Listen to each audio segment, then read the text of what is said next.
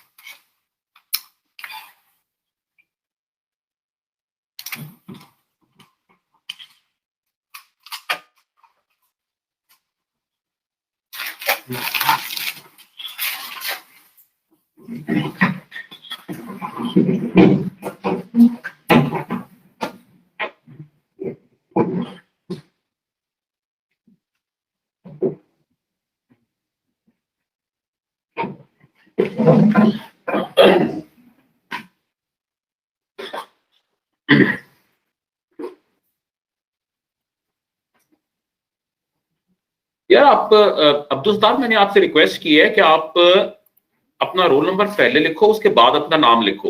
हाफिज अब्दुल सत्तार,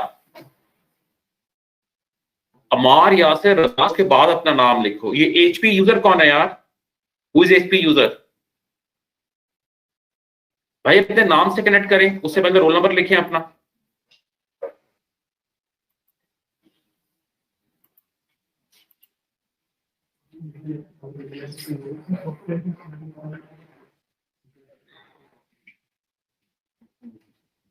जी भाई, मैं last time request कर रहा हूं, Hafiz Abdul Sattar, please follow the format.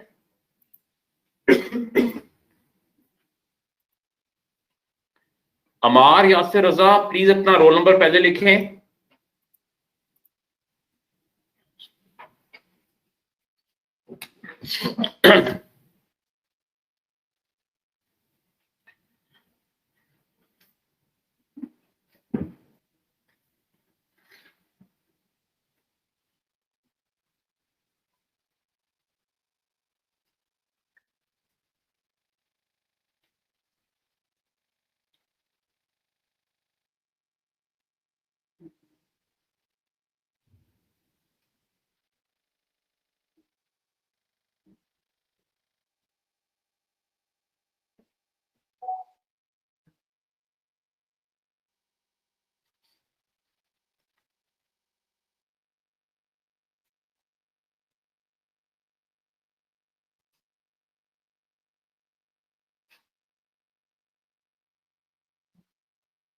यार अमार, आप सामने एक फॉर्मेट देख रहे हो यार?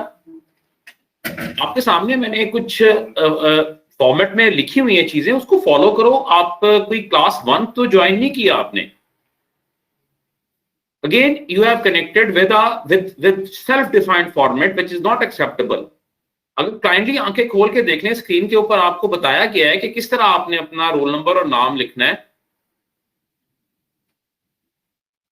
राइट क्लिक करके आपने रीनेम करना है और उसके अंदर पहले आपने रोल नंबर लिखना है, उसके बाद आपने अपना नाम लिखना है।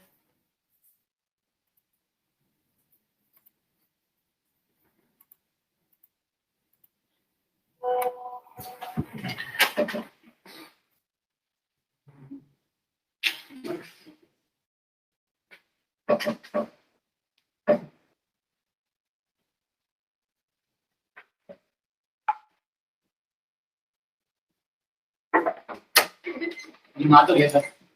ठीक है जान है।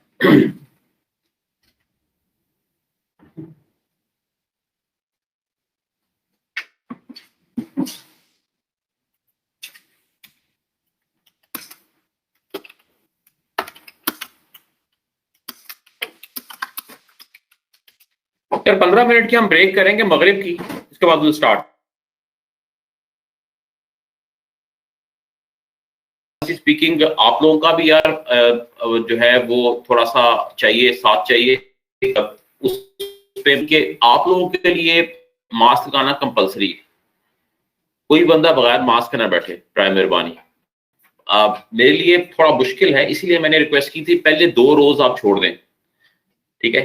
कल से पहली 2 रोज छोड़ के आप बैठे, और it is not for the it is for benefit of, मुझे नहीं पता हो सकता हूँ सुबह 4 घंटे मैं यहाँ कमरे में बैठा हूँ, ठीक है। एनीवन कैन बी अफेक्टेड ना, सिम्टम्स पता नहीं लगते, तो उसकी वजह से ये एहतियात जो है वो ये नहीं मैं किसी को कह रहा हूँ यार तू अफेक्ट ही होगा, मतलब इट कैन बी एनीवन ना। तो इस वजह से थोड़ा सा हमने एहतियात करनी है ताकि जो हमारा ये पढ़ने वाला काम है और ये हमारा जो एक्चुअल काम है ये चलता रहे। सॉरी फॉर दिस डिले, लेकिन जिस तरह मैंने गुजारिश की आपसे कि हर चीज की अपनी वो होती है, एडजस्टमेंट होती है, और शाम की हमारी टीम जो है वो नई है, फिर शाम को ट्रैफिक का फ्लो और बाकी सारी चीजें दे आर डिफरेंट, हर हफ्ते बदलती हैं। आपके लिए भी नई चीज होती है, वो पढ़ाने वाले के लिए भी नई चीज होती है। बट लेट्स होप कि ये इंशाल्लाह प्रोसेस जो है चलता है तो these things will be settled, और हमारी कोशिश होगी कि हम एग्जैक्ट 5 बजे कल से शुरू करें। आज बाय द वे सुबह हमने 9:05 पे स्टार्ट कर दिया था, थिंग्स वर सेटल्ड, और everything was started at sharp 9:05, और 1 बजे तक मुकम्मल पढ़ाई हुई थी। तो इस तरह अब हमारे सेशंस अल्लाह ने चाहा तो मुकम्मल, और कल से हमारी कोशिश होगी एग्जैक्ट 5 बजे या मैक्सिमम 3-4 मिनट के डिले के साथ हम स्टार्ट करें। मीटिंग आईडी आज सेम रहे, it's not a different meeting ID, मैं मीटिंग आईडी चेंज नहीं करता, जो इवनिंग वाली है इट स्टेज सेम, राइट। सिर्फ गुजारिश मेरी है कि आप लोग जब कनेक्ट करते हो तो अपना रोल नंबर लिखो, और उसके बाद अपना नाम स्पेसिफाई करो, just mention your roll number and specify your name. ये जो ऑनलाइन मेरे दोस्त हैं उनसे मेरी गुजारिश है ताकि छोटी छोटी चीजें बार बार आपको रिपीट ना करनी पड़े। With this, let me now formally start the session, और सेशन के अंदर अगर क्लास रिकॉल करें तो कल हमने basically we studied some basic concept related to cloud। मैंने हल्की सी क्लाउड की बात की थी कि क्लाउड क्या चीज है, और उसको टच करने का जो मेन पर्पस था वो ये था कि कुछ लोग हमारे ऐसे हैं जो कि नए हैं, तो उनको सिर्फ एक अंडरस्टैंडिंग देना कि यार there is something which is known as cloud, और वो उसको हमने पढ़ना है, उसको हमने बनाना है, और जो ऑलरेडी मार्केट में बने बनाए क्लाउड्स हैं उसका इस्तेमाल सीखना है, राइट। तो क्लाउड को हमने कहा था कि it's access to shared resources, और वो शेयर्ड रिसोर्सेज कौन से थे? उसमें कंप्यूट शामिल थी, उसमें स्टोरेज शामिल थी, और उसके अंदर तीसरी इंपॉर्टेंट चीज आपकी नेटवर्किंग थी। हमने कहा था ये 3 चीजें हैं जो मिलकर क्लाउड का इंफ्रास्ट्रक्चर बनाती हैं। All these things together they form cloud infrastructure. इनको, इन रिसोर्सेज को एक्सेस करना by users, from user side, user उनको एक्सेस करते हैं, और जो एक्सेस करते हैं तो दरमियान में जो लेयर है, इस यहां पर आपकी सेल्फ डिफाइंड सर्विस, कोई ह्यूमन इंटरवेंशन ना हो, it should be on demand self service. अगर ये है तो फिर हम कहते हैं कि it is our cloud infrastructure, ये हमारा क्लाउड का आर्किटेक्चर। अब कंप्यूट और इससे रिलेटेड कॉन्सेप्ट्स लाइक वर्चुअलाइजेशन, इसको डिटेल के साथ आसिफ साहब कवर करेंगे। जो स्टोरेज वाला पार्ट है और जो नेटवर्किंग वाला हिस्सा है that will be covered by me, ठीक है। नेटवर्किंग थोड़ा सा आपको ऑलरेडी आइडिया होगा, कुछ हमने क्लासेस भी आपकी ऑर्गेनाइज की, और उसके बाद अगले स्टेप के अंदर इस सब इंफ्रास्ट्रक्चर को सिक्योर करना, इट्स एक्सट्रीमली इंपॉर्टेंट। क्लाउड की प्रॉपर डेफिनेशन अगर हम लिखते हैं access to the shared resources बस बिल्कुल ठीक, क्लाउड आप सही, एक्सेस टू शेयर रिसोर्सेज, और उसके अंदर सबसे इंपॉर्टेंट चीज जो है वो ऑन डिमांड सेल्फ सर्विस है, के दरमियान में कोई ह्यूमन इंटरवेंशन ना हो, ठीक है, it should B automatic process.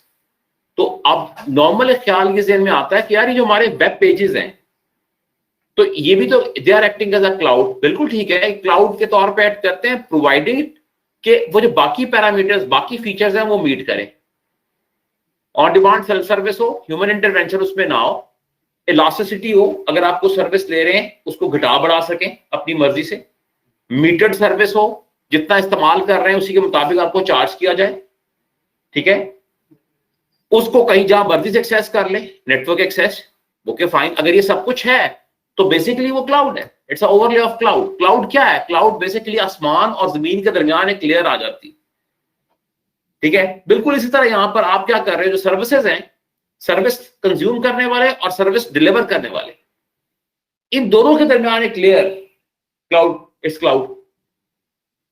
दो एग्जांपल्स कल भी मैंने कोट की थी, समझाने के लिए दोबारा बताता हूं।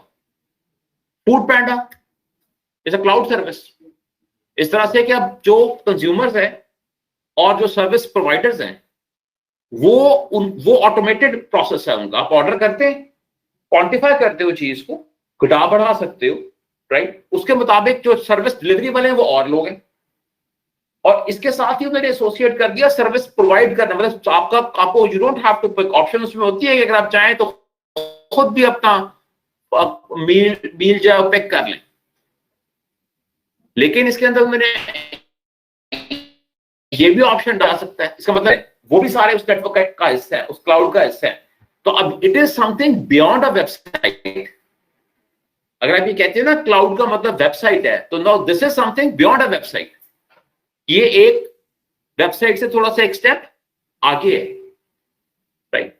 So this is important thing जो कि हमने ध्यान में रखनी है। अच्छा, अब ये जो इंफ्रास्ट्रक्चर क्लाउड का है, हम ये नहीं कर सकते कि हम कहें यार इसको बिल्ड करके छोड़ दें, उसकी वजह यह है कि security is extremely important, security के बगैर आप कोई भी नेटवर्क नहीं जो है ना वो ऑपरेशन छोड़ सकते।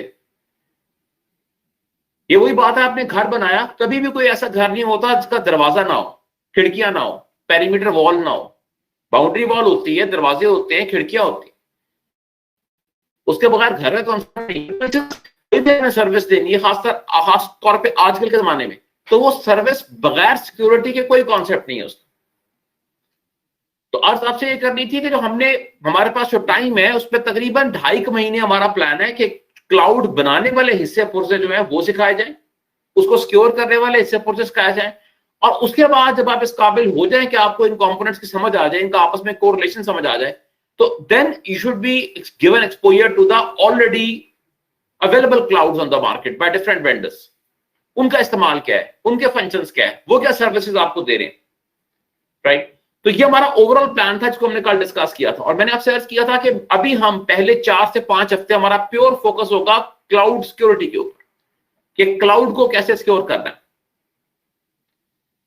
क्लाउड सिक्योरिटी की जरूरत हमें इसलिए है कि जो अटैक सरफेस है, कल 2 स्लाइड्स मैंने क्लास को दिखाई थी, एक आपको दिखाया था किस तरह से मोबाइल्स का इस्तेमाल हमारी जिंदगी में बहुत ज्यादा हो गया, फिर मैंने आपको बताया था क्लाउड का इस्तेमाल हमें समझ नहीं है लेकिन क्लाउड में हम समहाउ इस्तेमाल कर रहे हैं, और इंटरनेट ऑफ एवरीथिंग, आईओटीज, ये भी आने वाले दिनों में और ज्यादा एक्सपैंड करेगी। इस सारे एवोल्यूशन का एक कॉमन रिजल्ट है increased attack surface, attack surface बढ़ गई, अटैकर के पास ज्यादा ऑप्शंस आ गई हैं, अभी ही has more options to attack, वो कहीं से भी हमें हिट कर सकता है। मिसाल के तौर पे अगर मैं कहूं कि यार मेरा गेट है, gate is the only place from where attacker can enter, तो मैं गेट पे सिक्योरिटी लगा दूंगा, लेकिन अगर मुझे ये खतरा हो कि यार इस साइड से, इस साइड से, ऊपर से, नीचे से, हर तरफ से अटैक हो सकता है, इवन विद इन आपका अपना स्टाफ जो है लेट से कॉम्प्रोमाइज है, तो अब उस सूरत के अंदर डिफेंडर की कमबख्ती आ जाती। डिफेंडर को अभी बहुत ज्यादा मैयस लेने पड़ते हैं चीजों को प्रोटेक्ट करने के लिए, he has to take extra precautions, उसके बगैर गुजारा नहीं है। यही सिचुएशन क्लाउड की है। और एक लास्ट हमारा कल पॉइंट था वो ये था कि देखो जो सिक्योरिटी क्लाउड की है ना, वो सिक्योरिटी ऐसी है जो कॉमन सिक्योरिटी है, वही सिक्योरिटी आप नॉर्मल नेटवर्क के लिए भी इस्तेमाल करते हैं। Same security components are used for your normal network as well. Infrastructure हमने कंप्लीट नहीं किया, लेकिन इसको थोड़ा सा हमने रखा कि चलो यार आहिस्ता आहिस्ता थोड़ा थोड़ा साथ साथ जो है इंफ्रास्ट्रक्चर भी पढ़ें और उसकी एक फोकस मॉड्यूल स्टार्ट करें, क्योंकि हमें नहीं पता ऑनेस्टली स्पीकिंग कि क्या ट्रेंड चलता है। मतलब जो खबरें आ रही हैं वो इतनी पॉजिटिव नहीं है। बीमारी के एतबार से मैं बात कर रहा हूं। हॉस्पिटल्स को आप देखें तो वहां पे भी एक तरह से again sort of emergency is there, normal operation उन्होंने बंद कर दिए हैं, पेशेंट्स का आना जाना बढ़ गया है, राइट। इस वजह से हमारी कोशिश है कि अगर हमें 4 हफ्ते भी मिलते हैं, लेट्स होप कि आगे हम कंटिन्यू करें, लेकिन अगर 4 हफ्ते भी मिलते हैं तो सबसे इंपॉर्टेंट चीज है जिसका मेरे ख्याल में सबसे ज्यादा फायदा हो सकता है आपको, उसको हम इन 4-5 हफ्तों में या जो भी हम डे गुजारते हैं, every passing day should be valuable, हमारे लिए कीमती हो। अब जरा एक नजर इस स्लाइड पे डालें कि जो क्लाउड को सिक्योर करना है, जिसमें मैंने गुजारिश की अभी कि क्लाउड के अंदर एक बड़ा इंपॉर्टेंट चीज है। यार आप में से किसी की क्लास में अटेंडेंस ना लगी यार, आगे बाहर अटेंडेंस नहीं है और 30 मिनट्स के बाद अटेंडेंस काउंट नहीं हो गया, और कोई साहब अगर जिसकी अटेंडेंस ना लगी। दूसरी बात यह है कि हमें असल में ये प्रोजेक्ट दोबारा स्टार्ट हुआ बड़ी लैब के बाद, और उसमें स्टूडेंट्स ने बड़ी कंप्लेंट्स की थी पोर्टल पर। तो अब जिस तरह से आप लोगों ने कंप्लेंट्स की हैं, उसी तरह से उनके पास भी राइट है कि वो आपकी कंप्लेंट्स करके तो आपको बड़े आराम से 2 गैर हाजिरियों के बाद निकाल सकते। तो जो आज फिजिकल लोगों ने आना था वो तो माशाल्लाह पूरे आए, लेकिन जिन्होंने ऑनलाइन आना था वो बड़े बहुत कम बंदे आए हैं। तो 2 गैर हाजिरियां हैं 1 महीने में, उसके बाद आपको वो इससे बाहर निकाल दें। जी अगर आपने फिजिकल लगा दी है तो ठीक है, एक जगह पर आपका होना जरूरी है, क्योंकि इसका रिकॉर्ड होता है पूरा मिनट बाय मिनट, तो वो वहां पर वो ऑटोमेटिकली हम भिजवा देते हैं। तो ये जो है ये क्लास वालों ने लगा दी, ये हम ऐड करते हैं, उसकी वो खुद अटेंडेंस लेते हैं और ये फिर वो 5:30 पर उनकी तरफ से उसके बाद जो मर्जी बंदा आए उसको वो कंसिडर नहीं करते। तो आपके पास 30 मिनट्स में 5:30 तक आप आ सकते हैं तो ठीक है, नहीं तो आप अभी भी बहुत टाइम है कि आप क्लास ड्रॉप करना चाहें तो बिल्कुल कर। डिग्री नहीं मिलेगी वापस, डिग्री वो चली गई सर, वो बहुत अनाउंसमेंटें की, अब डिग्री नहीं मिल सकती। अब आपको डिग्री के लिए बाकायदा जाकर नैपटेक से बाकायदा केस करके जो है वो डिग्री मिलेगी। 4.5 महीने अब आप ले लीजिए। ये मैंने एक साहब आए थे, मैंने उनको ये किस्सा बयान कर दिया था और मैंने उन्हें कहा था भाई वो आप टाइम गुजर, अब 4.5 महीने कोर्स करना ही पड़ेगा।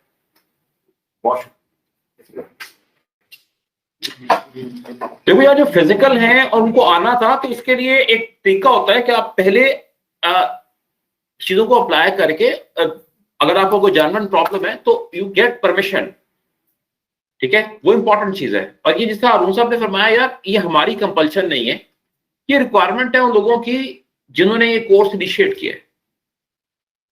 कि जी स्टूडेंट से 500 स्टूडेंट से जिन्होंने एक तरह से पोर्टल पर सजेशन की कि जी कोर्स स्टार्ट करें, और उस प्रेशर के तहत ये 2-3 हफ्ते के बाद गैप के बाद उन्होंने इनिशिएटिव लिया, तो ऑब्वियसली अब उनका भी राइट है, they can come check any time. तो अगर जो बंदा जिसने फिजिकली आना है यार, प्लीज आपको वक्त पे तशरीफ लाना है, वो खुद अपने तौर पे इस तरह ना स्विच करें कि आपके लिए प्रॉब्लम होगा कि कोई इधर है कोई उधर है, राइट।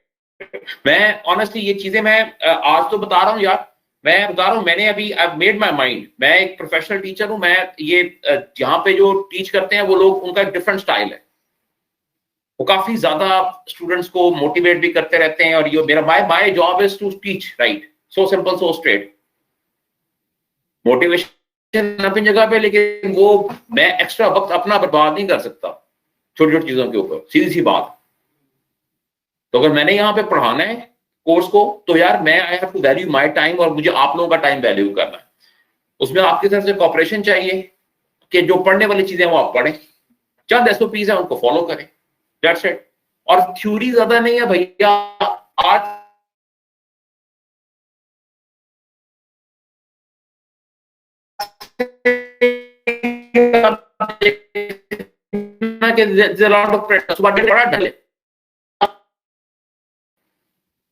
करें।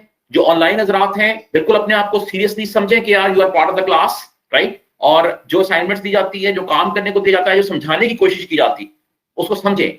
मैं आपको अर्ज किया कि जैसे फॉर एग्जांपल आपके सामने ये इंफ्रास्ट्रक्चर लिखा हुआ है क्लाउड सिक्योरिटी के अंदर, over here it's mentioned infrastructure. तो इस इंफ्रास्ट्रक्चर के अंदर आपके पास ये चीजें हैं जिनको आपने इस्तेमाल करना है। नॉर्मली क्या हो रहा है, एंटी डीडॉस सोल्यूशन इस्तेमाल होता है, आपकी नेक्स्ट जनरेशन फायरवॉल इस्तेमाल होती है, इंट्रूजन प्रिवेंशन सिस्टम इस्तेमाल होता है। मैंने आपको बताया वर्चुअलाइजेशन हमने कवर करनी है, आसिफ साहब आपको पढ़ाएंगे, वर्चुअलाइजेशन सिक्योरिटी इस्तेमाल होती है। फिर नेटवर्क है, नेटवर्क को हमने कुछ कवर किया है, मजीद जो क्लाउड के अंदर नेटवर्किंग के कॉन्सेप्ट्स हैं उनको भी मजीद देखेंगे, उनको भी आपने सिक्योर करना है। वर्चुअल मशीन्स क्लाउड का बहुत अहम हिस्सा है, उसकी सिक्योरिटी कैसे है उसको देखना है। एक्सेस कंट्रोल दोबारा से बहुत अहम हिस्सा है। अब ये जो इंफ्रास्ट्रक्चर सिक्योरिटी के ये कंपोनेंट्स हैं यार, ये कंपोनेंट सारे के सारे मेरे भाई वो हैं जो बाकी नॉर्मल सिक्योरिटी में भी इस्तेमाल होते हैं। अगर आपने अपने नेटवर्क को सिक्योर करना है तो you have to almost do say similar things. Next generation firewall का इस्तेमाल सिर्फ क्लाउड में नहीं है, it's there at every place. और within next generation firewall भी याद रखना कि पहले भी मैंने बताया था वेंडर्स के दरमियान 19-20 का फर्क होता है। सुबह मैंने एक मिसाल दी कि अगर आपने बेकरी की दुकान खोलनी है, गोरमे की दुकान है, बुद्धू खान की दुकान है, ठीक है, मैंगो वाले बैठे हैं, ये सारे जो आइटम्स रखते हैं इसमें वो ये नहीं कर सकते कि वो कहेंगे जी एक चीजें जो है बिल्कुल ही ऑफ द शेल्फ रखूंगा।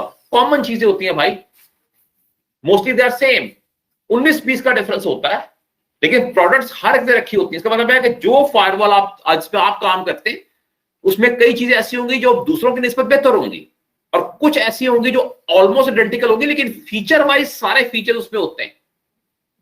आपका फोकस होना चाहिए फीचर क्या है, राइट। तो ये इंफ्रास्ट्रक्चर सिक्योरिटी का मॉड्यूल है भैया, जिसको हम कोशिश है कि 4 से 5 हफ्ते हमें मिले, इनिशियली इसको तवज्जो के साथ हम करें और उसके बाद फिर यहीं से आप आगे अगर हमें मौका मिलता है और पढ़ने का हालात के मुताबिक तो फिर हम आगे चीजों को लेके चलेंगे। सर कल हमने सिक्योरिटी के दो पॉइंट्स डिस्कस किए थे, उन्हीं 2 पॉइंट्स से आगे I would be initiating the discussion. और let me just get hold of the slides.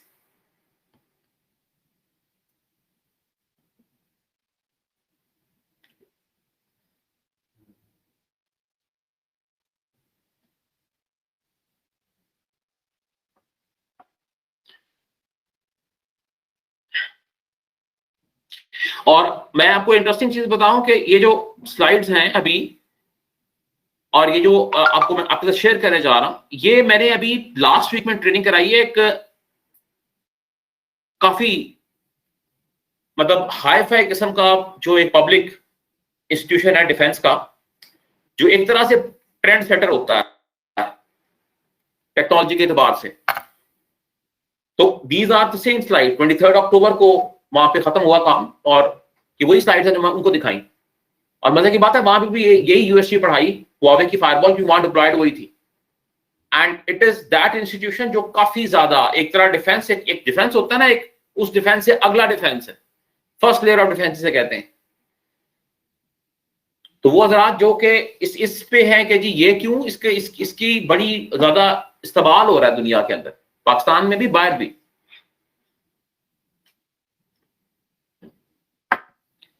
Moving forward आगे चलते हैं।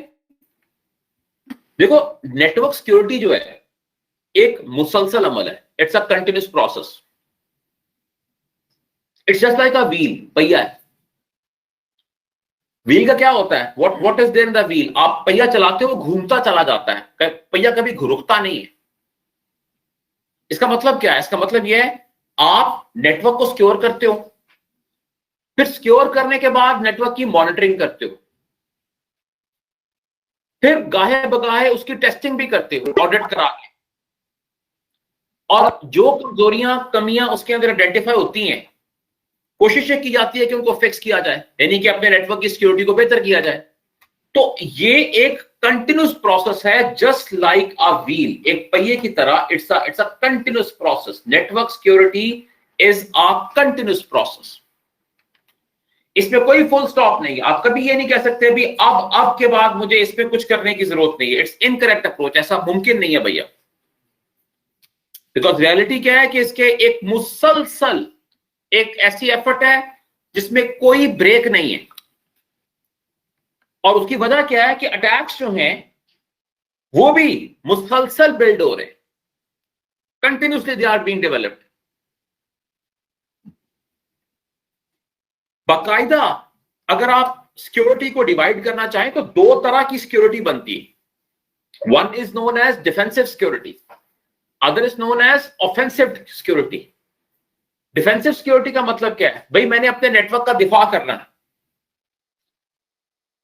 तो मुझे अकॉर्डिंगली जो सिक्योरिटी के प्रोडक्ट्स हैं, फायरवॉल्स हैं, ठीक है, इस तरह की चीजें हैं, वो डिप्लॉय करनी है ताकि मैं अपने नेटवर्क का डिफेंस कर सकूं। और एक दूसरी फील्ड है सिक्योरिटी की जो ऑफेंसिव सिक्योरिटी कहलाती है। The second field is offensive security. तो ये दोनों फील्ड जो हैं ये बड़ी इंपॉर्टेंट है। अच्छा डिफेंस वो ले सकता है जिसको ऑफेंस करना आता, उसको पता हो कि यार अटैक करना कैसे। जब वो अटैकर के पर्सपेक्टिव में सोचेगा, then he can build a good solid defence. बाकायदा हैकिंग जो है एक इंडस्ट्री बन चुकी है, it's industry, full fledge industry. कई जगहों पे इट इज स्टेट स्पॉन्सर्ड, बाकायदा इसके पीछे मुमालिक होते हैं, आपकी जो है दूसरे मुल्क की एजेंसीज होती हैं जो अटैक कराती। पिछले साल आपने सुना होगा जब अमेरिका में इलेक्शन हुए थे तो बाकायदा उन्होंने कहा था, इल्जाम लगाया था रशिया पे कि हमारे जो इलेक्शंस का रिजल्ट है उसको मैनिपुलेट किया गया है, और हमारे पास एविडेंसेस हैं कि रशियंस इन्वॉल्व हैं इसके अंदर। तो उसे आप देखें किस लेवल का आपको खतरा है। अभी पिछले महीने की बात है, मीडिया में खबरें आ रही थी कि जी जो पब्लिक सेक्टर है पाकिस्तान का उस पर इंडिया ने अटैक किया, इंडियन रॉ ने अटैक करवाया, साइबर अटैक। एक एग्जांपल देता हूं, अगर आपका नादरा का डेटाबेस 2 घंटे के लिए अगर हैक हो जाए या उसको ब्लॉक कर दिया जाए तो आपका स्टैंड स्टिल हो जाता है पाकिस्तान का निजाम। बैंकिंग साइड रुक जाएगी, फ्लाइट्स अगर चल रही हैं वो रुक जाएंगी, इस तरह कई और चीजें जिसमें आपका डेटाबेस डिपेंडेंट है नादरा का, all that will be stopped. तो सिक्योर करना बहुत इंपॉर्टेंट चीज है। आप अपना क्लाउड बिल्ड कर लेते हैं, अब उस क्लाउड पे आप चाहते हो कि सारे लोग आए,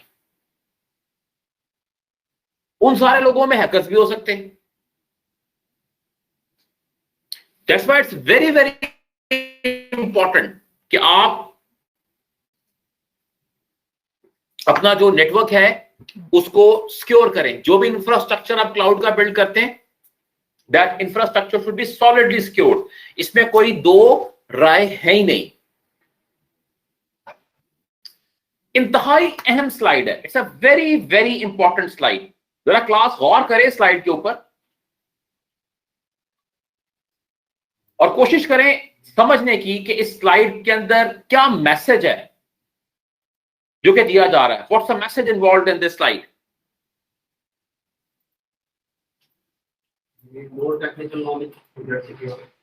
गौर से देखें सर, इसके अंदर बड़ी इंपॉर्टेंट चीज है।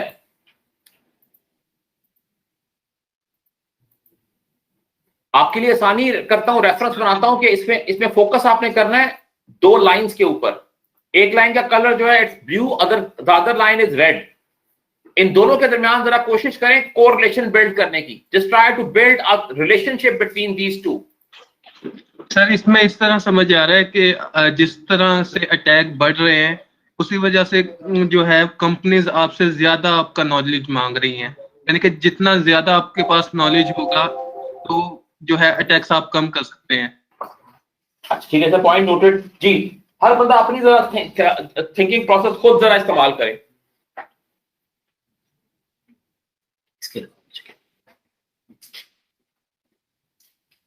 जितना ऑटोमेटेड टूल होगा जितना अपनी टेक्निकल नॉलेज कम चाहिए होगा।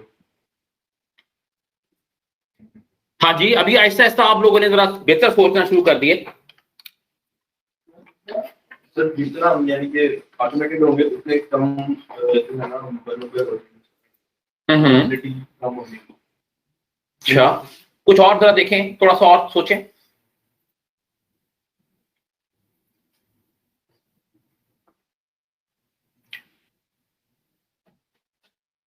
जो ऑनलाइन मेरे दोस्त हैं वो अपना थिंकिंग प्रोसेस जो है वो उसे चैट पे भी शेयर कर सकते हैं in form of private chat.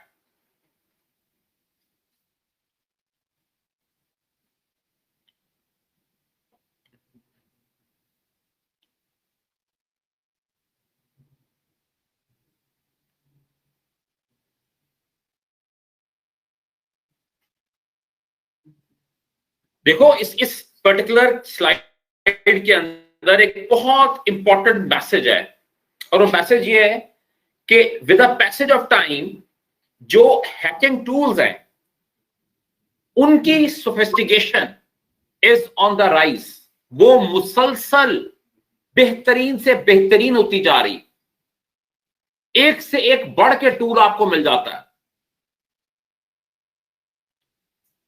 लेकिन उस टूल को इस्तेमाल करने के लिए जो टेक्निकल नॉलेज चाहिए वो दिन ब दिन कम होता जा रहा है। यानी जो हैकिंग टूल्स हैं उनकी सोफिस्टिकेशन तो बढ़ती जा रही है, लेकिन उसको ऑपरेट करने के लिए जो स्किल चाहिए या नॉलेज चाहिए वो घटता जा रहा है।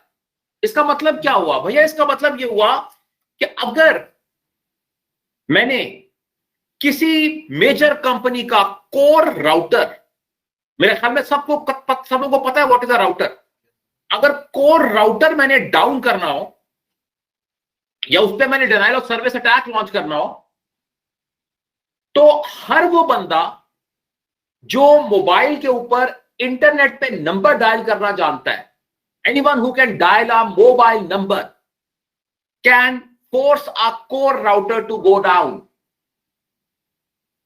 चंद मिनटों के अंदर हर वो बंदा जो मोबाइल पे नंबर डायल कर सकता है, वो किसी बड़ी से बड़ी company, Jazz, Telenor, Ufone, PTCL, Cybernet और ये सारे बड़े बड़े जो जिन हैं वो तीन, चंद मिनटों के अंदर वो कोर राउटर आपका चोक कर सकता है। इसका मतलब है जिस भाई ने मुझे अभी टी सर्व की है, चाय सर्व की है, अगर आप इसको मोबाइल देना या स्मार्टफोन, तो इस भाई को मुझसे ज्यादा फीचर पता होंगे उसके। क्या ख्याल है? सही है ना? मैं तो शायद नंबर डायल कर लूं या एसएमएस पढ़ लूं, लेकिन इसके एक्चुअल फीचर्स मेरे भाई को ज्यादा पता होंगे। तो जितनी आसानी से आप नंबर डायल करते हैं, अगर आप नंबर डायल करना जानते हैं ना मोबाइल पे, तो आजकल के हालात वो है मेरे भाई कि आप कोर राउटर का बैंड बजा सकते हैं चंद मिनटों के अंदर। अब यहां पे मैं जो क्लास में लोग हैं उनकी आंखों में एक बड़ी तशवीश देख रहा हूं कि सर जो बात आप कह रहे हैं, कह तो ठीक रहे होंगे लेकिन दिल को नहीं लगती। ऐसा ही है भाई, ये थोड़ी प्रोटेक्ट नहीं करनी है आपने, ये मास्क फॉर स्टाइल नहीं है, मास्क फॉर प्रोटेक्शन है। इसको तो सजा मैं दूंगा क्लास के बाद, ठीक है ना? इसने जो ब्रेक किया ना दो सीट्स का, वो पनिशमेंट देखिए से क्या मिलती है। जिंगर खिलाएंगे ना मुझे 2 डिनर में, एक नहीं 2 नहीं सर, दोनों मेरे, तीसरा आप मुझे खिलाएंगे।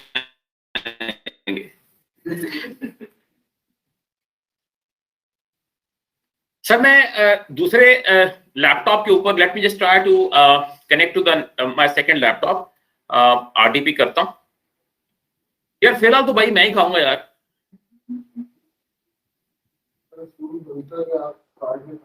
क्या करूं सर? बांध के खाएं सर? अच्छा सर, जैसे आप कहते हैं कर लेते हैं। फिलहाल तो जरा एक दफा मुझे कनेक्ट करने दें जी। नहीं, वर्चुअल पे नहीं कर लगा यार, just trying to connect to the second machine. RDP करते हैं इसको, let me just sign the IP address 13111, इसको दे देते हैं, और दूसरे एंड के ऊपर let me sign IP address 13112। और इस एंड पे जो मेरी मशीन है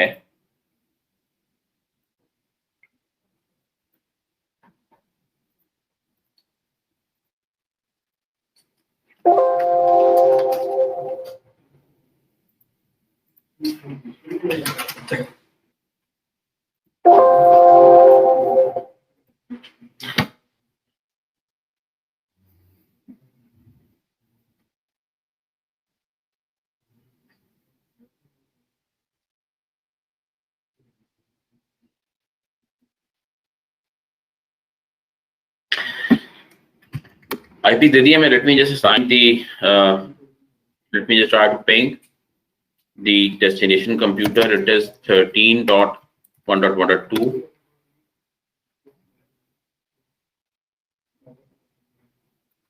वन मेरा अपना आईपी पिंग हो रहा है. आरडीपी कर लेते हैं यार इसको.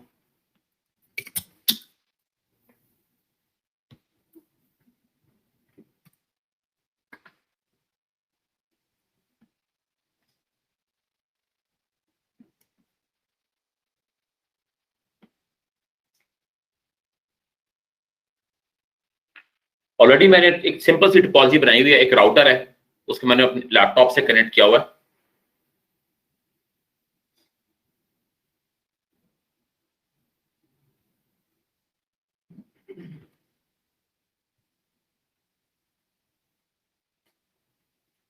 ओल्ड इज गोल्ड सिस्को का राउटर है भैया, और एक्सेस किया हुआ है इसको. लेट मी जस्ट सी कि कोई आईपी एड्रेस हो.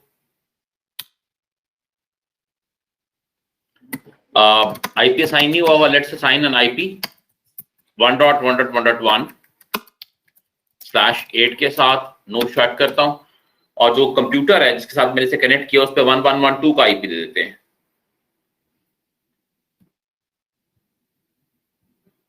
So let me go to the adapter.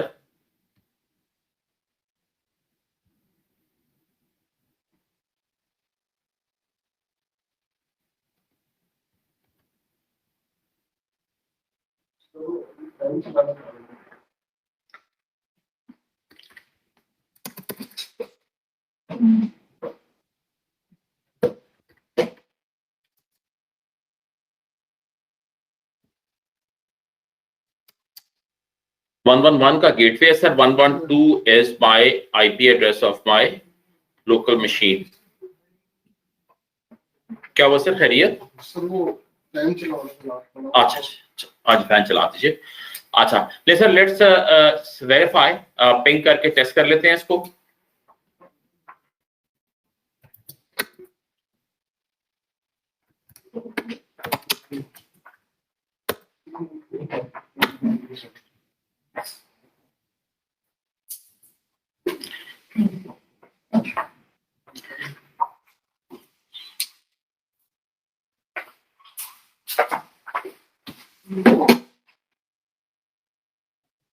Router के ऊपर मैंने 1.1.1.1 का आईपी असाइन किया है और कंप्यूटर पे 112 का आईपी है. तो let me just try and ping from my local machine. Computer से पिंग करते हैं. The ping is there. Sir अभी मैंने क्या किया, व्हाट आई हैव डन, मैंने सिंपली एक राउटर को कनेक्ट किया है एक लैपटॉप के साथ और दोनों एंड्स के ऊपर आईपी एड्रेस असाइन किए. राइट सर, अगर मैंने इस राउटर की यूटिलाइजेशन देखनी है सीपीयू की कि कितना सीपीयू इस्तेमाल कर रहा है, तो मेरे पास कमांड है show processes CPU. Show processes CPU enter करता हूं. सर कितनी यूटिलाइजेशन चल रही है, व्हाट्स द करंट यूटिलाइजेशन? 0%. कोई काम नहीं कर रहा राउटर यार.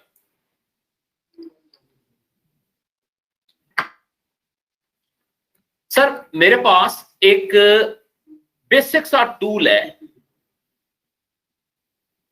जो फ्रीली अवेलेबल है इंटरनेट पे. फ्री अवेलेबल है और बहुत छोटा सा छोटी सी एप्लीकेशन है. जरा साइज चेक कीजिएगा.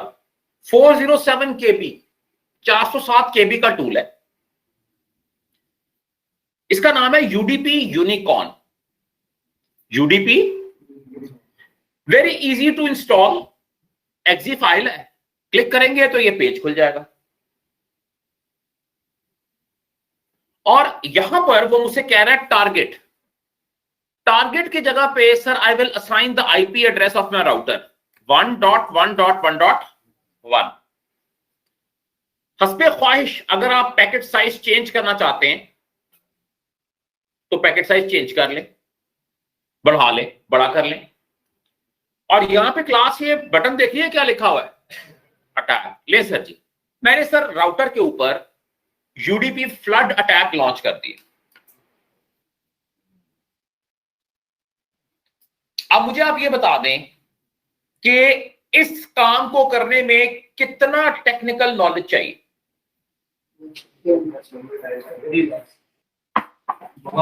Very less, 1.1.1.1। आपने आईपी पंच किया है और अटैक का बटन प्रेस किया है। यू डोंट नीड नॉलेज, बहुत ज्यादा नॉलेज नहीं चाहिए। ये कहा था ना कि जो बंदा मोबाइल पे, सर आपको पीछे बैठना होगा, जो बंदा मोबाइल पे नंबर डायल करना जानता है वो आपके कोर राउटर का चंद सेकंड के अंदर बैंड बजा सकता है। अभी तकरीबन 1 मिनट गुजरा नहीं है भैया। मैं वापस राउटर पे जाता हूं और शो प्रोसेसेस सीपीयू करके दोबारा से यूटिलाइजेशन देखता हूं। सर क्लास में बताती है कितने परसेंट हो गई। सर अभी 1 मिनट हुआ है।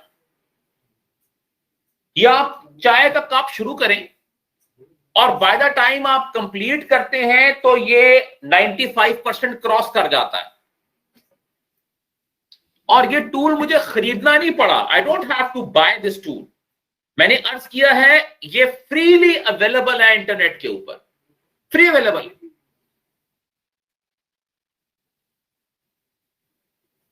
और अभी मैंने सिर्फ एक मशीन से point two point attack launch किया है।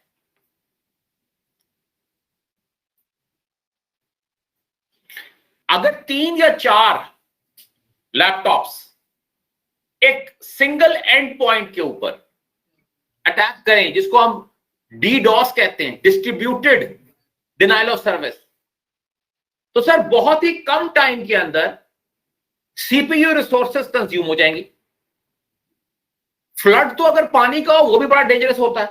तो ये यूडीपी फ्लडिंग कर क्या रही है एक्चुअली, ये बेसिकली यूडीपी पैकेट्स भेज रहा है और राउटर का जो ब्रेन है, सीपीयू है, उसको एंगेज करी जा रहा है।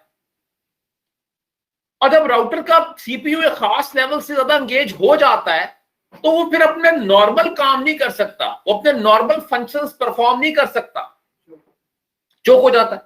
वही बात है कि अगर 4 बंदे एक साथ आ जाए मेरे पास और वो आके मेरे साथ बात करना शुरू कर दे, एक बंदा मुझे अपना मसला सुना रहा हो, दूसरा अपना मसला सुना रहा हो, तीसरा चौथा, तो मैं क्या कहूंगा उनको, यार चुप करो, मेरा दिमाग मत खाओ, ये कहूंगा ना। तो CPU is the brain of the computer. जब आप उसको अननेसेसरी कंज्यूम करते हैं सीपीयू को, तो राउटर अपना नॉर्मल काम करने के जोगा नहीं रहता। क्लास को बात समझ आ रही है? वो कहता है हैंड्स अप, मैं राउटिंग नहीं कर सकता, sorry I can't do it.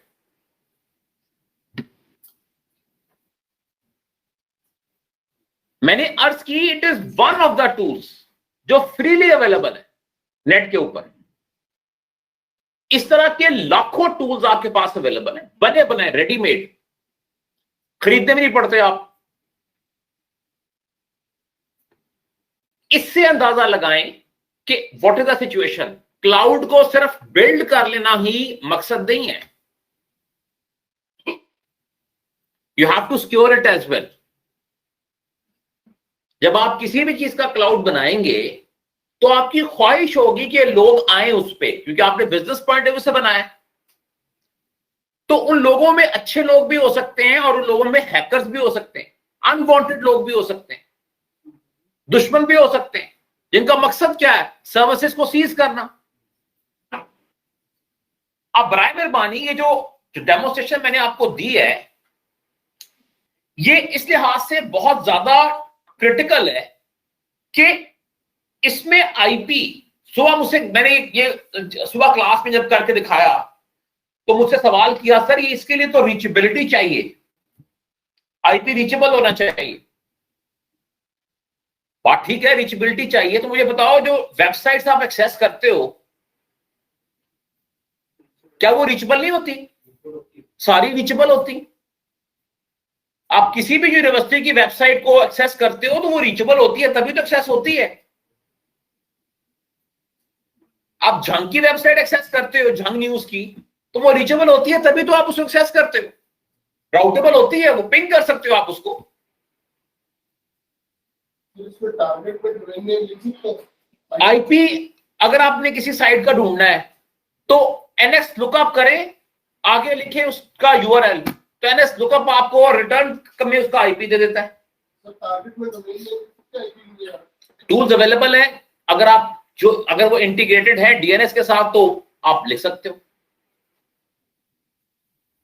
अगर आपने किसी भी वेबसाइट का आईपी देखना है तो उसका बड़ा आसान तरीका है, कमांड प्रॉम्प्ट पे जाएं, एनएस लुकअप और आगे उसका जो है यूआरएल, जवाब में वो आपको आईपी दे दे।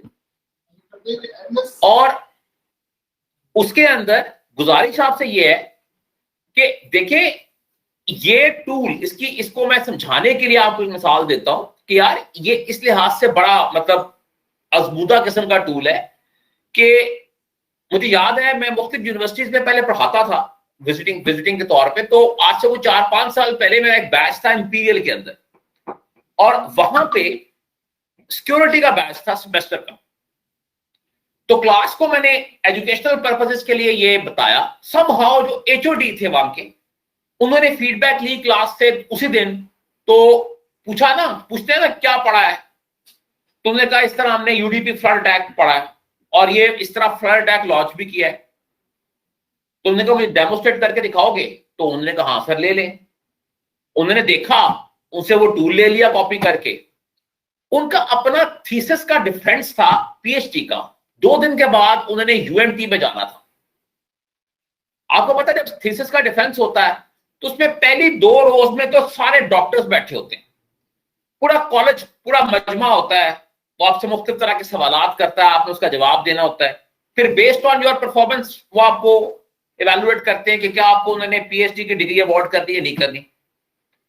तो वो गए, उनका थीसिस भी सिक्योरिटी पे था, उन्होंने अपना स्टार्ट किया प्रेजेंटेशन को, और उसके बाद उन्होंने कहा कि जी इस तरह से हम बहुत एक खतरनाक जोन में रह रहे हैं, we are living in a very dangerous zone, और इतना डेंजरस है कि हम किसी भी वक्त वी आर अंडर थ्रेट। साथ ही उन्होंने कहा कि आप ऐसा करें कि बराए मेहरबानी जरा सारे अपनी अपनी जो ये यूडीपी की वेबसाइट है इसको एक्सेस करें, यूएमटी की वेबसाइट है इसको एक्सेस करें। उन दिनों में ऑनलाइन रजिस्ट्रेशन चल रही थी स्टूडेंट्स की, सेमेस्टर के नए सेमेस्टर की। उन्होंने कहा जी प्लीज आपसे रिक्वेस्ट है कि हर बंदा जरा अपनी यूएमटी की वेबसाइट एक्सेस करे। लोगों ने अपने स्मार्टफोन निकाले और एक्सेस कर ली। उन्होंने कहा जी फर्स्ट क्लास एक्सेस हो रही है, कोई मसला नहीं। फिर उन्होंने ये टूल लॉन्च किया उसके आईपी पे, 3-4 मिनट गुजरे और फिर दोबारा उन्होंने हॉल से कहा कि जरा बराए मेहरबानी आप एक्सेस करें, and that website was not accessible.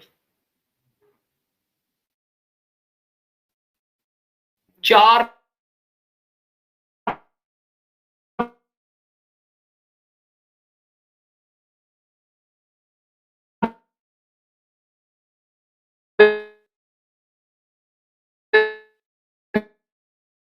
Minute के अंदर।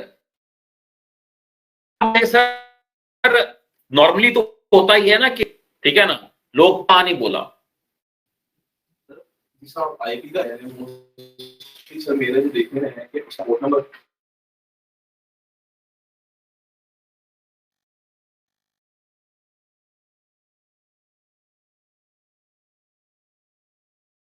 इतना बता दो कि आपको अगर एक्सेस कर सकते आपके कंप्यूटर से रीचेबल है ना भाई।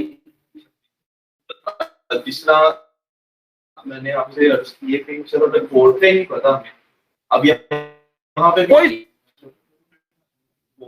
हमने तो कोड पे मांगी है। आपको एक आईपी चाहिए, हर डिवाइस का एक आईपी है ना, पोर्ट आपको जैसे चाहिए, you don't need a port. एक मोस्टली सर यानी कि मैंने एक जगह देखा था वहां पे एक आईपी था और 10 पोर्ट पे आपकी वेबसाइट है, एक यूनिवर्सिटी की वेबसाइट है या किसी इदारे का पब्लिक आईपी है, तो बात यह है कि आपने उस आईपी पे हिट करना है। प्राइवेट आईपी पे तो हिट वैसे नहीं होता, हमें सिर्फ एक आईपी चाहिए, और जो वेबसाइट है उसका एक परमानेंट आईपी है, it has a permanent IP. बस नहीं यार, पोर्ट नंबर आपने कम्युनिकेशन करनी है। अगर वो वेबसाइट HTTP इस्तेमाल कर रही है तो पोर्ट 80 होगा, अगर वो वेबसाइट HTTPS इस्तेमाल कर रही है तो वो 443 होगा। आपको सिर्फ आईपी लिखना पड़ता है, वो खुद ब खुद इस चीज को रिजॉल्व कर लेता है। डीएनएस का यही तो काम है, आप आईपी ले लेते हैं, उसको यहां पे करते हैं लेबानी। ये जो काम है इसको आपने शौक के तौर पे अप्लाई नहीं करना। वजह उसकी यह है कि आप बड़ी आसानी से ट्रैक हो जाएंगे ये किया किसने। और cyber crime rules they are very tough.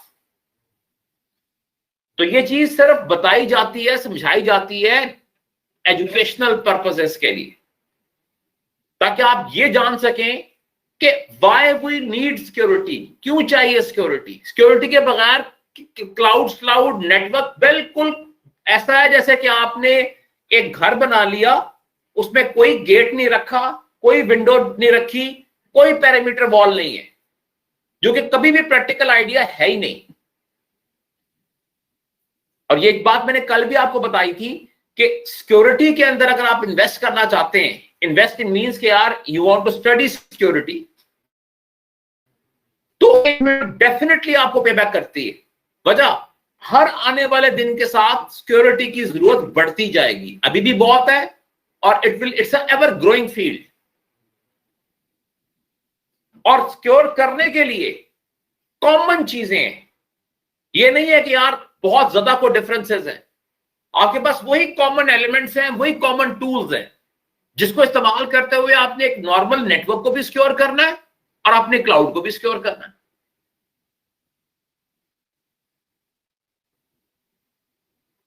So I hope के नाउ जो मैंने आपको पहले स्लाइड दिखाई थी ये वाली, इस पे क्लास को कोई डाउट नहीं होना चाहिए कि with the passage of time जो हैकिंग टूल्स हैं उनकी सोफिस्टिकेशन बढ़ती जा रही। ये बैकएंड के ऊपर ये यूडीपी यूनिकॉर्न के अंदर क्या प्रोग्राम लिखा हुआ है मुझे आपको नहीं पता, ना ही जरूरत है पता होने की। हमें तो उसको इस्तेमाल करना है और इस्तेमाल करना इंतहाई आसान होता जा रहा है। याद रखें, this is the point, the use is constantly, the usage is constantly is continuously easy, वो और बढ़ता जा रहा है आसानी की तरफ। रेडीमेड स्क्रिप्ट्स आपके पास अवेलेबल है, जरा अगर आपको स्क्रिप्टिंग का नॉलेज है उसको आप अपनी मर्जी के मुताबिक उन ऑलरेडी एग्जिस्टिंग स्क्रिप्ट्स को आप अपनी मर्जी के मुताबिक ट्यून कर सकते हैं।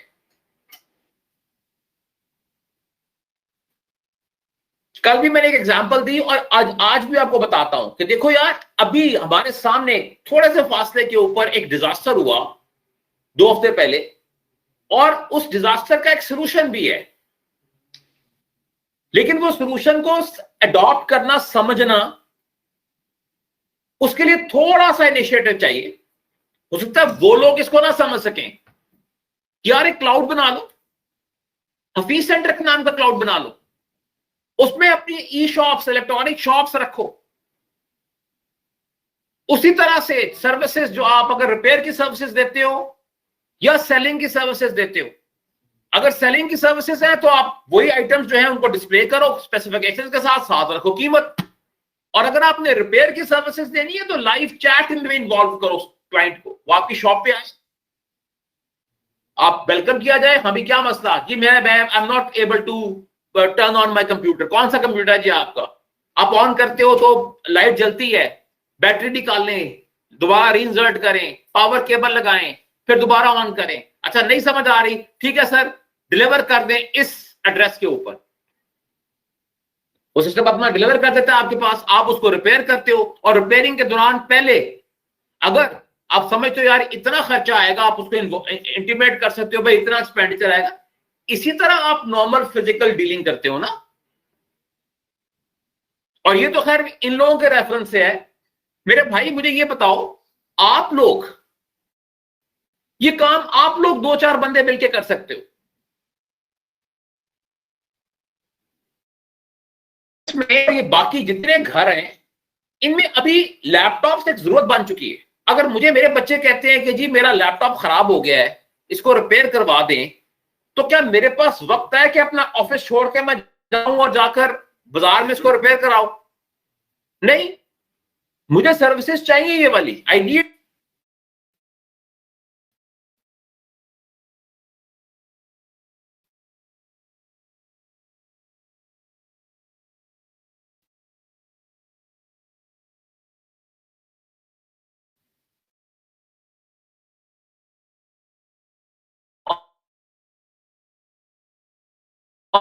honestly I need cloud type services. Website cloud का हिस्सा जरूर है, इंटीग्रेट करना। मिसाल के तौर पे कर लेता जी मेरा लैपटॉप खराब है, चैट पे कहता है आपको आकर आपके पेज पे, आप कहते हो जी मैं थोड़ी कन्वर्सेशन के बाद आप कहते हो नहीं यार इसको बंदा आए पिक करके डिलीवर कर दे। जब आप रिपेयर कर लेते हो आप डिलीवरी कराओ, पेमेंट जिस तरह बाकी सर्विसेज की पेमेंट हो रही। और ये वाला जो मॉडल है सर्विसेज का, ये आप बड़ी आसानी से स्टार्ट कर सकते हो। 2-3 बंदे अगर आपस में मिल जाएं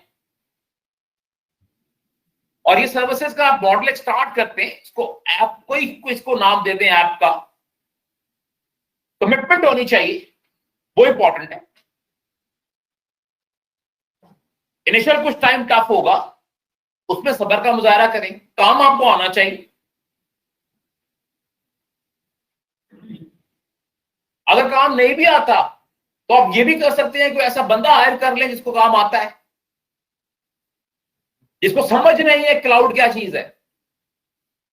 आपने डील की उससे, यार तुमने आना है काम करना है, इतने घंटे काम, इतनी तुम्हारी उजरत होगी, काम मैं तुम्हें दूंगा। तो इमेजिनेशन बड़ी इंपॉर्टेंट है, याद रखें बिजनेस के अंदर।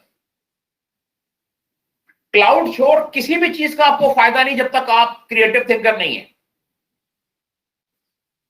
और जो बंदा सोच सकता है, क्रिटिकल थिंकर है, वो छोटी सी चीज में से भी बिजनेस निकाल लेगा, याद रखो।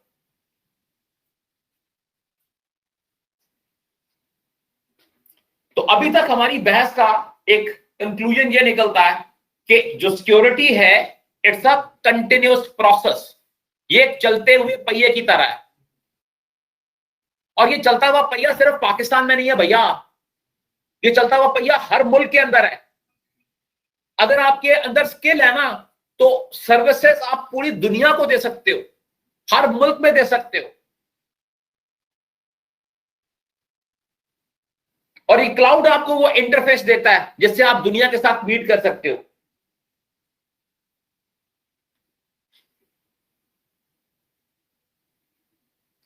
विद इन सिक्योरिटी याद रखिए सबसे इंपॉर्टेंट चीज दैट इज फायरवॉल। अगर हम सिक्योरिटी डिवाइस की बात करें तो सबसे अहम डिवाइस इज फायरवॉल। ये फायरवॉल एक्चुअली क्या है, व्हाट इज अ फायरवॉल? जरा आवाज इसके वर्ड पे गौर करें, फायर एंड वॉल। एक्चुअली जब ये स्टार्ट हुई थी फायरवॉल तो उस वक्त इसका कॉन्सेप्ट यही था कि यार आग लगी हुई है, उस आग को रोकने के लिए there should be some wall that should be placed. उसी कॉन्टेक्स्ट में इसको हम बेसिकली कहते हैं firewall, to protect the fire.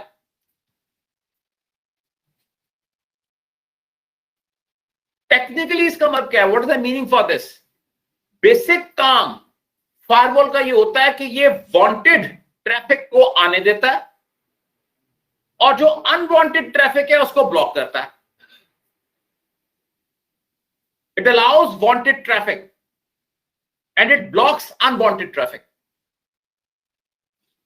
Normally अगर आपने फायरवॉल के फंक्शन को समझना है तो चंद लम्हों के लिए जो सिक्योरिटी गार्ड है उसको जरा ध्यान में ले आए।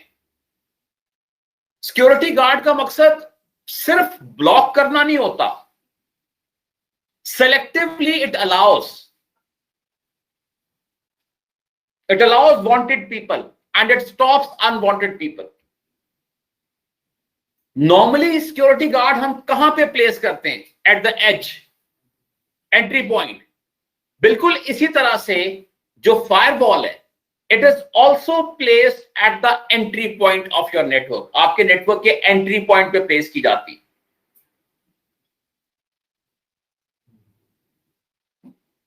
हाँ, इसके कुछ और जगह भी हैं जिनको हम आहिस्ता आहिस्ता जब आगे सिक्योरिटी पढ़ेंगे तो we'll get more clarification on it कि what other places are there for this deployment of firewall, लेकिन मोस्टली कहां पे होती है? It is deployed on the edge of the firewall.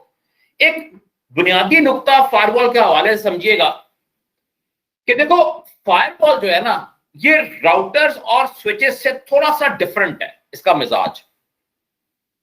Router और स्विच, उनका मेन काम होता है ट्रैफिक को फॉरवर्ड करना। फायरवॉल का काम होता है ट्रैफिक को इंस्पेक्ट करना। तो कहते हैं यार मुझे इससे कोई गर्ज नहीं है कि ट्रैफिक फॉरवर्ड होनी नहीं होनी, मैं पहले इसको इंस्पेक्ट करूंगा। अगर ये इंस्पेक्शन क्राइटेरिया पे फुलफिल होएगा, इंस्पेक्शन टेस्ट पास करेगा, पॉलिसी पास करेगा, तो मैं इसको अलाउ कराऊंगा। Otherwise it's a full stop. मैं इंटरेस्टेड नहीं हूं कि इसको मैं फॉरवर्ड करूं टेबल देखकर। Whereas in case of routers या switches, जो बुनियादी मकसद होता है वहां पे, वो होता है फॉरवर्डिंग। ट्रैफिक को आपने फॉरवर्ड करना। You want to forward the traffic based on some criteria. किसी क्राइटेरिया के तहत आप ट्रैफिक को फॉरवर्ड करते हो।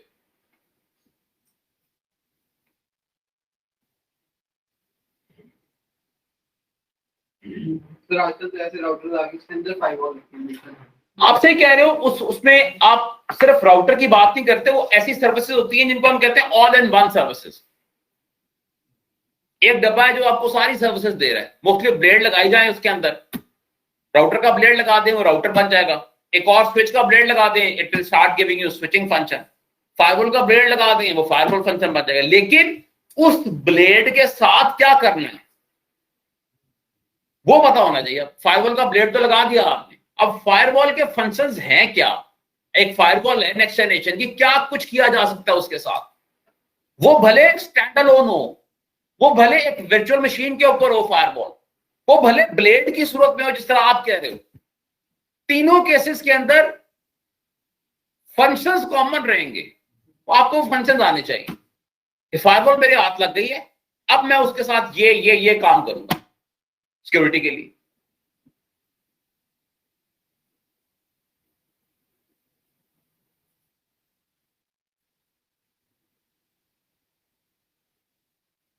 सर ये ठीक है, एक ही चीज जो है ऑल इन वन के अंदर मतलब एक उसको कुछ हो गया तो आपके सारी चीजें जाती रहेंगी। नहीं, उसको कुछ होता इस तरह नहीं है कि आप कभी भी सिंगल तो नहीं लगाते हैं, उसका बैकअप तो होता ही है। स्मॉल वहां पे कुछ देखो, इसके मल्टीपल फायदे नुकसान हो सकते हैं। एक जो सबसे बड़ा फायदा ऑल इन वन का है वो ये है कि नॉर्मल कंडीशंस के अंदर जब पैकेट आपका एक डिवाइस से निकल के दूसरी डिवाइस में जाता है ना, मिसाल के तौर पे आपका ये एक राउटर है, उसके बाद ये एक स्विच है और ये एक फायरवॉल है। तो जब आपका पैकेट एक डिवाइस क्रॉस करता है ना, पैकेट मिसाल के तौर पे आपका ये राउटर का पैकेट आया इस साइड से, उसने राउटर को क्रॉस किया, तो इस एक डिवाइस को क्रॉस करने के अंदर उसको 4 तरह का डिले फेस करना पड़ता है। जब वो स्विच को क्रॉस करता है दोबारा, it has to face 4 different types of delays. ये जो ऑल इन वन वाला कॉन्सेप्ट है, इसका फायदा ये होता है कि आपका बैकप्लेन होता है यहां पर, इस बैकप्लेन के साथ आपने यहां पर मॉड्यूल जोड़ा होता है राउटर का, स्विच का, फायरवॉल का। कोई एक्सटर्नल केबलिंग इन्वॉल्व नहीं होती, there is no involvement of cable.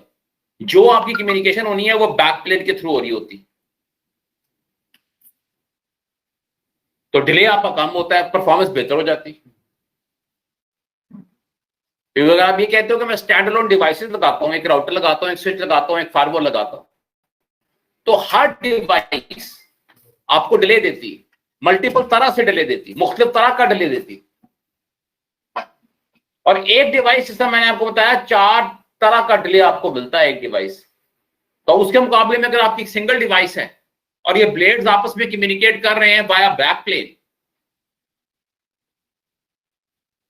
तो आपका वो डिले वाला फैक्टर कम हो जाता है। तो ये फायदा होता है आपको एक सिंगल डिवाइस।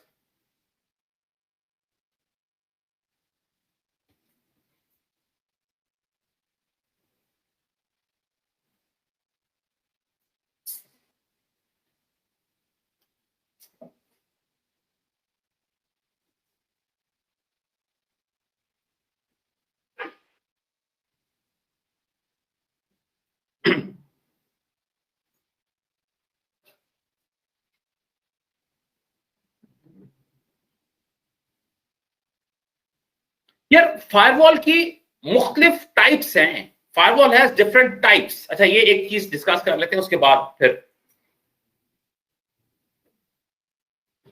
देखो नॉर्मली हम फायरवॉल लगाते हैं कंपनी के एज के ऊपर, at the edge of the company. भैया आपका इंटरनल नेटवर्क है कंपनी का,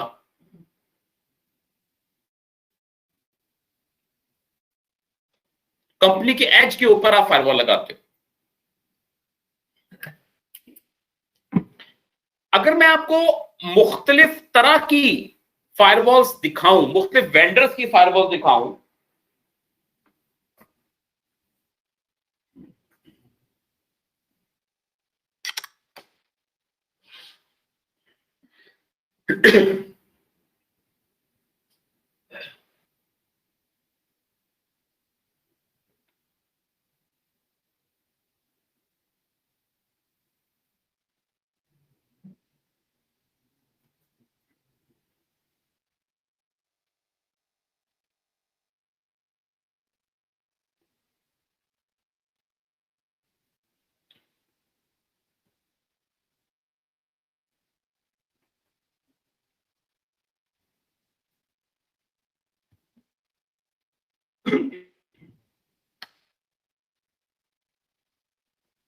जैसे these are different important vendors firewall बनाने वाले, सिस्को है, जुनिपर है, फोर्टिनेट है, फिर चेक पॉइंट है, इजराइल की फायरवॉल, हुआवे है, सिस्को है, पैलो ऑल्टो है, सुफोज है। एक नजर जरा इनको इनकी फायरवॉल्स के मॉडल्स की तरफ डालें और खास तौर से ये देखें कि इसके ऊपर इंटरफेसेस कौन से हैं, type of interfaces which are available on these firewalls. Just have a look at that type of interfaces.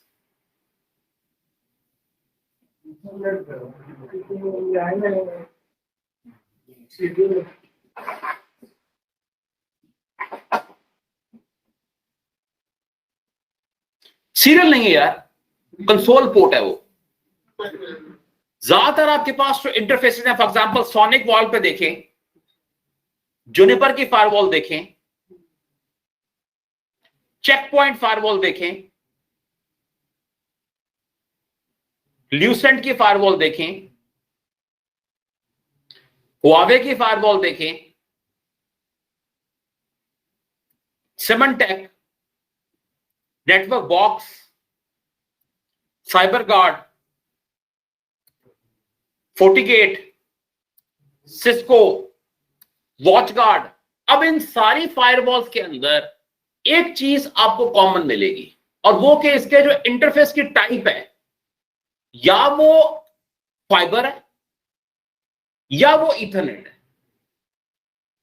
इसे आप कंपेयर करें राउटर के साथ, तो राउटर पे आपको बड़ी ज्यादा वैरायटी के इंटरफेसेस मिलते हैं। आप चाहें तो उसमें सीरियल इंटरफेस लगा लें, चाहे तो T1 E1 लाइन लगा लें, चाहे तो DSL का मॉड्यूल लगा लें, चाहे तो फाइबर का मॉड्यूल लगा लें, चाहे तो वायरलेस का मॉड्यूल लगा लें। तो जो डिफरेंट तरह का मीडिया आप टर्मिनेट कर सकते हो राउटर के ऊपर। इसके मुकाबले में फायरवॉल के ऊपर मीडिया टर्मिनेशन की जो फैसिलिटी है ये लिमिटेड है। इसलिए अक्सर वेंडर्स क्या करते हैं कि फायरवॉल के आगे एक राउटर लगाते हैं। जैसे ये मेरी फायरवॉल है ना, तो मीडिया वो राउटर के ऊपर टर्मिनेट कर रहे हैं। ऑब्वियसली इस राउटर के आप और फायदे भी ले सकते हो। You can use this device as a router, routing करा लो, लेकिन मीडिया टर्मिनेशन के लिए you place router ahead of firewall. यार अगले स्टेप में आज हम ये काम करेंगे कि we will try to install the firewall on our systems. और फायरवॉल की जो इंस्टॉलेशन है उसमें बेसिकली 3 स्टेप्स में हमें काम करना पड़ेगा। पहला स्टेप ये है कि you have to install the ENSP simulator.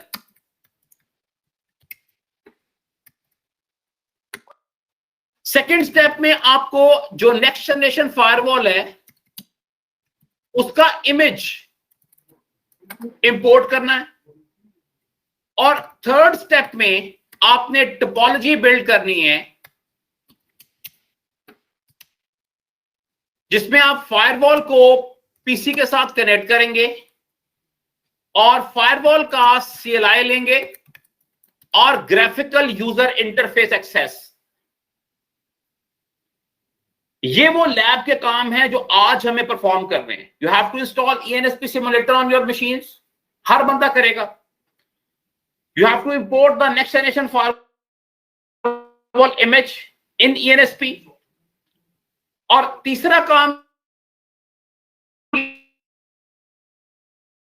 ये है कि you have to the topology, आपको टोपोलॉजी बनानी। सबसे पहले ENSP कैसे इंस्टॉल करना है, मैं आपके साथ लिंक पे आई would be sharing a file.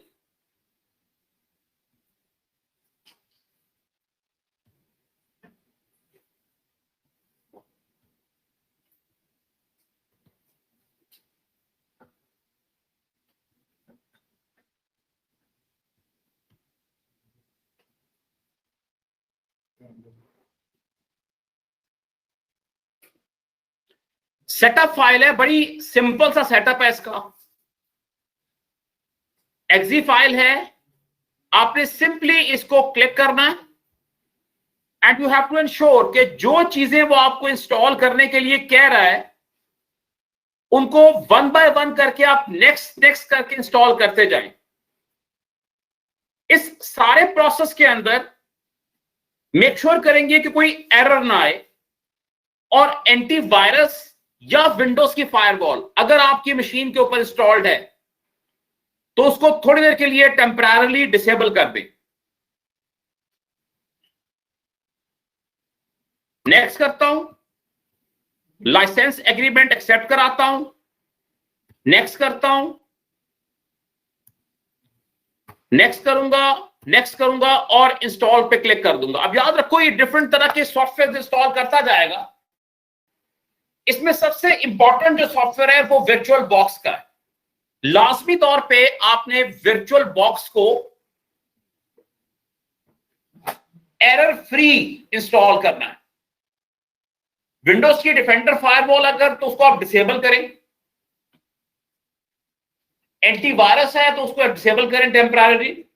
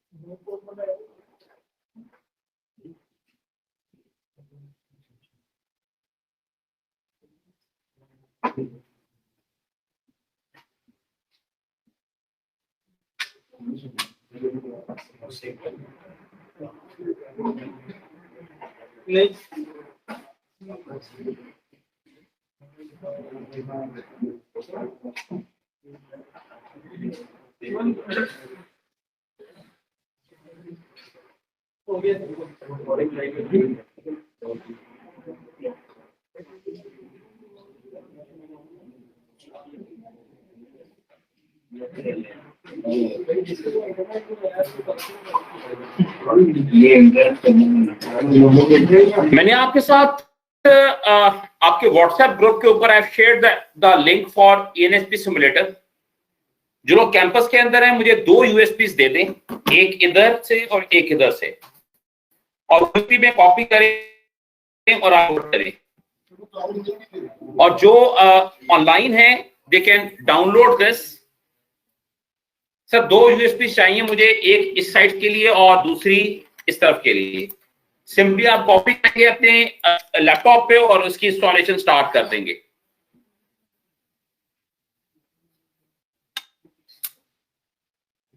Ji firewall आप डिसेबल कर दें, मैंने ये गुजारिश आपसे की है कि टेम्पररी अगर आपकी फायरवॉल है तो आप उसको इंस्टॉलेशन के दौरान टेम्पररी उसको डिसेबल कर सकते हैं।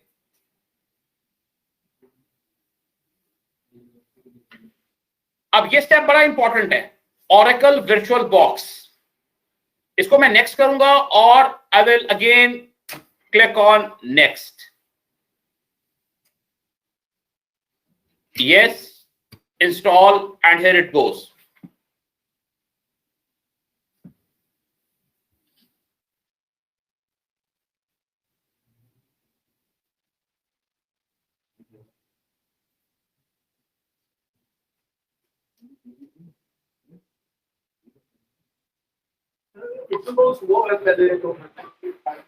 मैं आपको रिकमेंड करूंगा यार, वर्चुअल बॉक्स अगर हुआ हुआ है तो उसको अनइंस्टॉल कर लें और जो वर्जन ये इसके साथ एम्बेडेड है उसको इंस्टॉल करें ताकि आपको प्रॉब्लम ना दे। अक्सर बाद में फिर आप फंस जाते हैं, आपको एरर 40 आता है या कोई इनकम्पैटिबिलिटी वाला प्रॉब्लम आ जाता है। तो उसका बेस्ट तरीका ये है कि जो इसके अंदर वर्चुअल बॉक्स है यही वाला वर्जन आप इस्तेमाल करें। और नेक्स्ट यहां पर now you can see it says installation is complete finish. मैं क्लिक करता हूं and my installation is ready. मेरा जो इनिस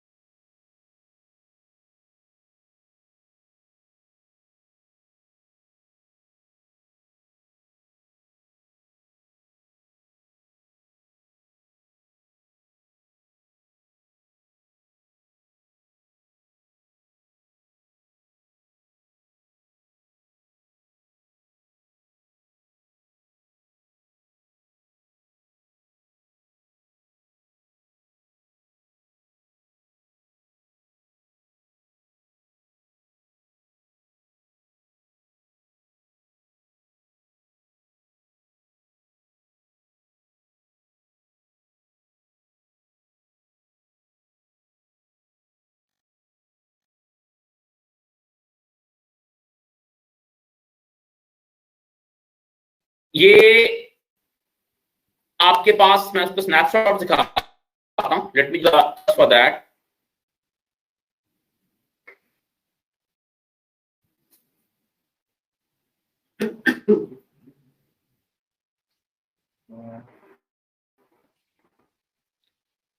जब आप इसको स्टार्ट करते हो ना तो it will ask for the package file.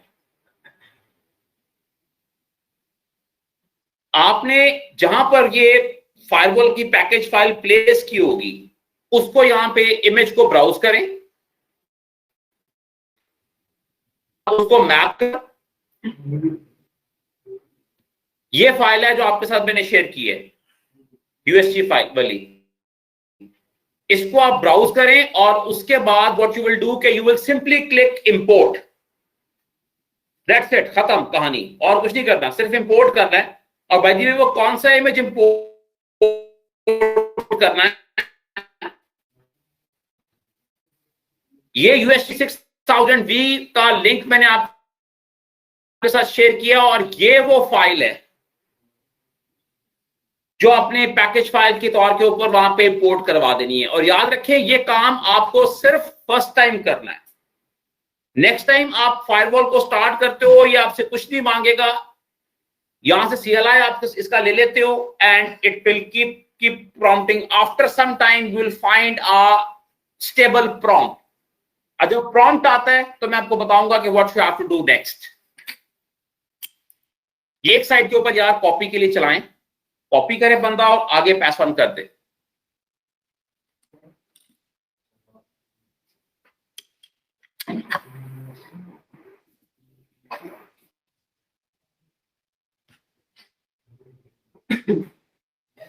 और जो मेरे ऑनलाइन फ्रेंड्स हैं यार, प्लीज आपके साथ मैंने फायरवॉल का इमेज भी शेयर किया है, and I have shared image for the ENSP as well. इसको डाउनलोड कर लें।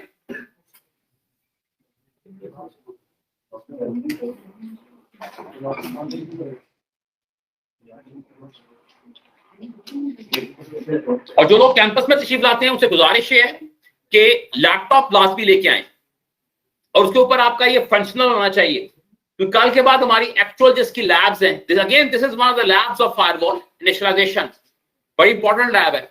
ये आप करोगे तो आप एनवायरनमेंट को एक्सेस कर सकते हो ना। तो आपका टारगेट होना चाहिए कि कल आने से पहले जहां तक हम काम करते हैं, CLI एक्सेस, GUI एक्सेस, जहां तक हर बंदे का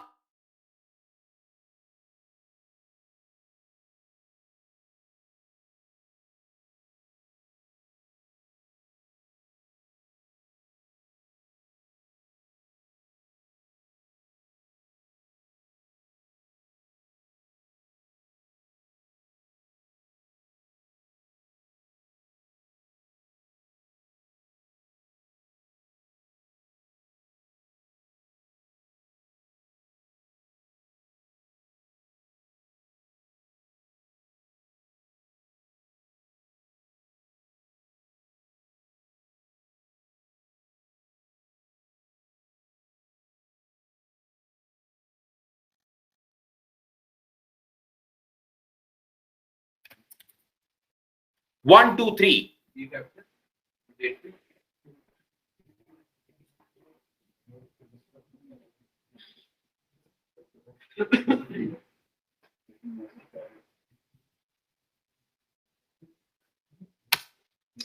मैंने आपके साथ जो क्रेडेंशियल्स हैं इनको आपके गो टू मीटिंग के चैट बॉक्स पे भी शेयर किया है।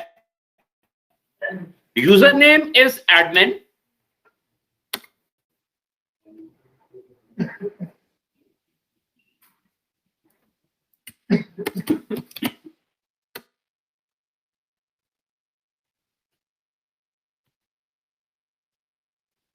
and password is admin with A capital at the rate of 123।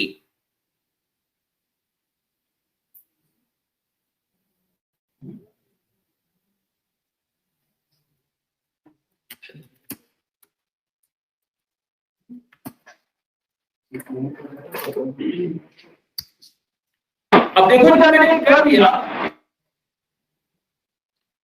तो उसके बाद वो कहता है the password needs to be change now. मैं कहता हूं yes I want to change now. कहता है oh enter old password, admin at the rate of 123 is the old password। Enter new password, पे जो पासवर्ड आप सेट करना चाहते हो, एंटर अ कॉम्प्लेक्स पासवर्ड।